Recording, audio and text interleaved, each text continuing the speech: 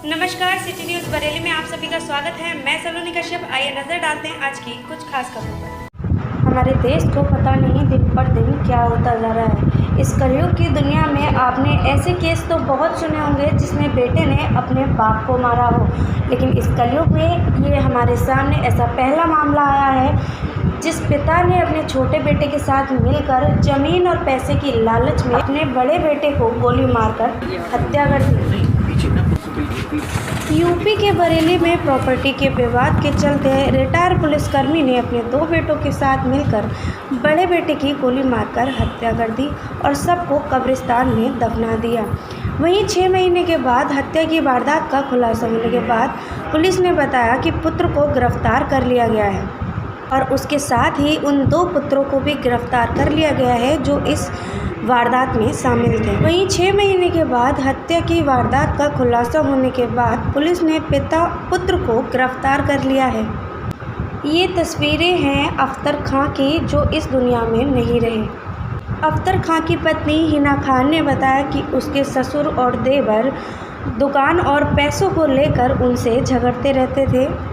इसी दौरान मेरे ससुर और दोनों देवरों ने मिलकर मेरे पति की गोली मारकर हत्या कर दी। हत्या कर सबको कब्रिस्तान में दफना दिया। इतना ही नहीं, मुझे एक कमरे में भी बंद कर दिया। वहीं इस मामले में इंस्पेक्टर किला ने वर्दी की दोस्ती क्या खूब निभाई और रिटायर पुलिसकर्मी ने जो हत्या की थी उसका मुकदमा किला थाने में अभी तक दर्ज भी नहीं किया, लेकिन देर से ही सही आखिरकार पूरा मामला सामने आ गया।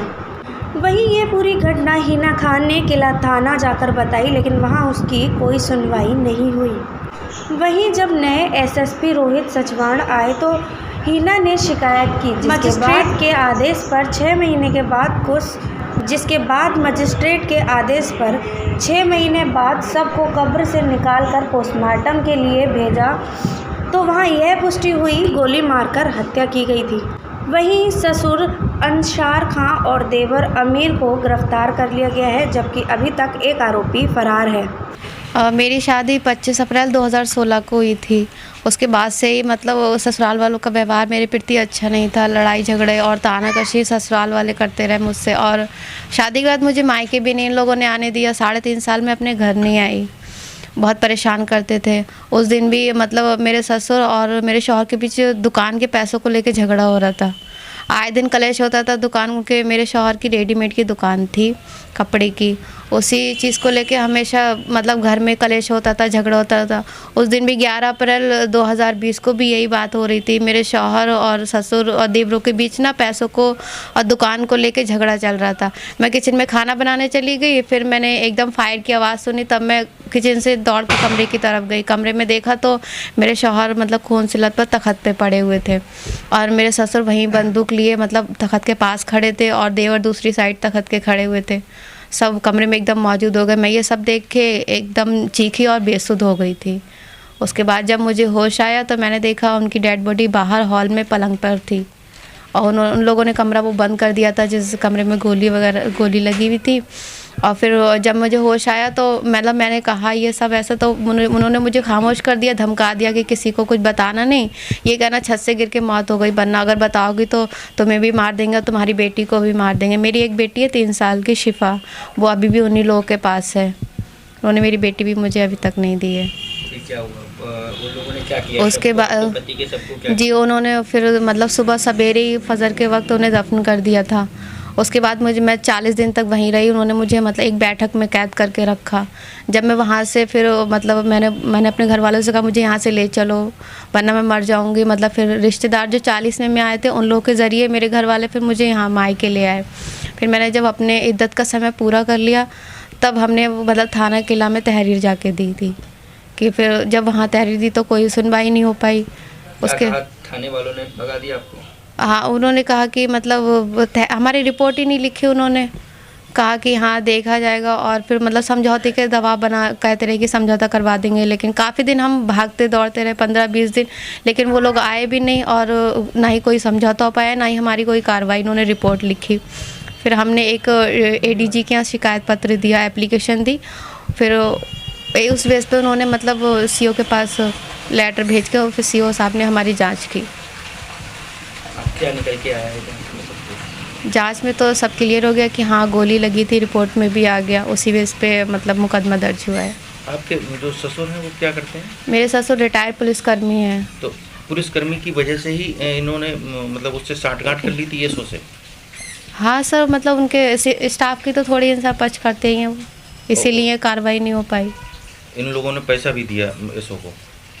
सुनने में तो आया है सर, पेपर में तो हमने भी यही पढ़ा है, पैसा वैसा दिया था उन लोगों ने। इसीलिए 4 महीने तक कोई कार्रवाई? जी, कोई सुनवाई नहीं हुई। 40 दिन आपको कैद रखा, किस तरीके की आप परेशान भी करते थे? वो लोग मुझे माइंडली टॉर्चर करते थे, परेशान, उल्टी सीधी बातें करते थे। खाने पीने को भी नहीं देते थे? खाने पीने को तो सर खुद ही नहीं, जब इंसान दिमागी रूप से परेशान होता तो खाना पीना तो उसमें वैसे भी नहीं अच्छा लगता है कुछ भी। बेटी अभी भी वही है मेरी बेटी। अब क्या चाहती हैं? अब ये है मुकदमा लिख गया, अब उन लोग के जो सच है वही सामने आए, उन लोग के खिलाफ कार्रवाई की जाए कानूनी रूप से। मैं बेटी को लाना चाहती हूँ अपने पास, पर उन्होंने 6 महीने मेरी बेटी उनके पास रही, उन्होंने अपने घर पे भी नहीं रखा मेरी बेटी को, अपने रिश्तेदारों में रखा है, मुरादाबाद, कभी जहानाबाद, और बेटी को चढ़ा सिखाया, मतलब मम्मा अच्छी नहीं है, उनके पास नहीं जाना। तो अब बेटी मुश्किल मतलब आएगी भी या नहीं मुझे भी ये भी नहीं पता। उन्होंने बेटी को मेरे पास दिया भी नहीं, अभी तक वहीं पर है। क्या नाम है ससुर का? अंसार खान। और देवर आपके? देवर है एक सरफराज और आमिर। बबी क्या नाम है आपका? इशराक अली खान। इशराक जी, जानना चाहेंगे आपकी भतीजी है हिना, किस तरीके की इनको ससुराल में यातनाएं दी जाती थी और बताया जाता है काफ़ी लंबे समय तक आने भी नहीं दिया गया है? ये मेरी भतीजी है हिना खान। इनकी शादी जब हुई थी, शादी के बाद इन्होंने एक भी दिन हमारे घर नहीं आने दिया।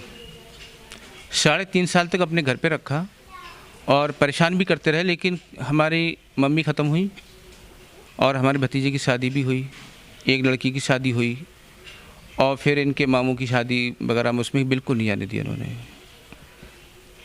हम इनके यहाँ दावत देने के लिए गए थे, लेकिन उन्होंने गेट ही नहीं खोलते थे, ये अंदर जाने ही नहीं देते थे, इनसे मुलाकात ही नहीं करने देते थे, बहुत परेशान करते थे। लेकिन हमने क्या, इनका घर बन जाए तो हम उसमें कोई हमने मतलब इंटरफेयर नहीं किया। अब क्या हुआ? अब उसमें ये हुआ कि इनके पति जो थे वहाँ पे रहते थे 9 मील 17 मील मजोरा में, वहाँ पर इनकी दुकानें बनी हुई हैं।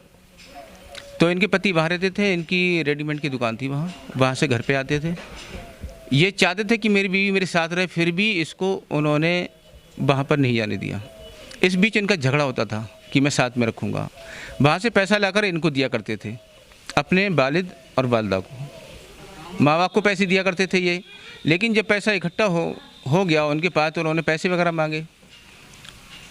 पैसे के चक्कर में इन्होंने उनको तंग किया, कई दिन से झगड़ा चल रहा था और उन्होंने झगड़ा होते होते ही उसको ख़त्म भी कर दिया, गोली मार के उसकी हत्या कर दी। आपस में झगड़ा हुआ बाप बेटों में। अंसार खान तो मौजूद थे, सरफराज थे उनका बेटा, और आमिर उनका बेटा, ये चारों लोग वहाँ मौजूद थे और इनसे झगड़ा हो रहा था। पैसे की लेन देन की बात चल रही थी, होते होते कमरे के अंदर चले गए और उन्होंने उनकी गोली मार दी और उसकी हत्या कर दी। बेटी का घर बिगड़ गया, उसका शौहर चला गया, उसका सुहाग लुट गया, उसके पास कुछ भी ना रहा।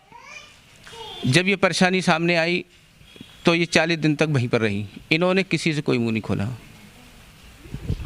कुछ दिनों के बाद, मौत के बाद कुछ दिनों के बाद, 2-4 दिन के बाद में हमको पता चला, तो हमने क्या कोई बात नहीं, वहीं पर रही है। उसके बाद रिपोर्ट भी कराई, लेकिन रिपोर्ट करने के बाद में कोई हमारी कानूनी कार्रवाई नहीं हुई और हमें जो है थाने से रोकना है, 2 घंटे 4 घंटे बैठे रहते थे और वो कह दिया करते थे कोई कार्रवाई नहीं होगी, आप जाइए घर को। अब मैं जो हमारे सामने बात आई है, हमारे एसएसपी साहब और सीओ साहब ने जो बहुत ही संगीन के साथ ये मैटर को लिया, उन्होंने आनन फानन में जल्दी रात में ही उसको दफन कर दिया गया था, किसी को पता भी नहीं दिया उन्होंने।